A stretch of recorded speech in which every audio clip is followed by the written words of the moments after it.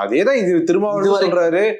பேசண்முகம் போன்றவர்கள்லாம் போய் நேரடியா முதல்வர் சந்திச்சு இதுக்கெல்லாம் ஒரு தடை சட்டம் கொண்டு வாங்க, ஒரு ஆணவ கொலைக்கு ஒரு தனி சட்டம் கொண்டு வாங்க அப்படின்னு சொல்லி அவங்க பேசதானே சார் செய்யறாங்க. நாடு சுதந்திரம் அடைந்து 79 ஆண்டு ஆயிடுச்சு.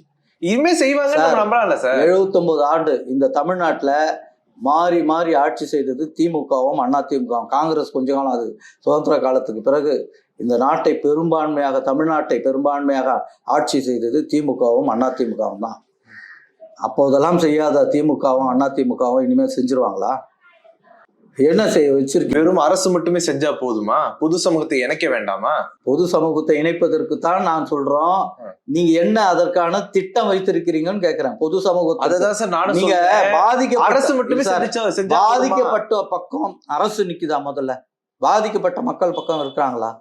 எத்தனை வன்கொடுமைகள்? நான் இப்படி கேக்குறேன். மேல் பாதியில அந்த கோயில சாமி கும்பிடணும் அப்படின்னு சொல்லி அரசும் சொல்லுச்சு, நீதிமன்றமும் சொல்லுச்சு. அப்பவும் கேட்காம இருந்தது எந்த சமூகம்? இதே சாதி சொல்றேன். சட்டத்தை மதிக்கிற அரசு சட்டத்தை மீறுகிற போது நடவடிக்கை எடுக்கணுமா வேண்டாமா?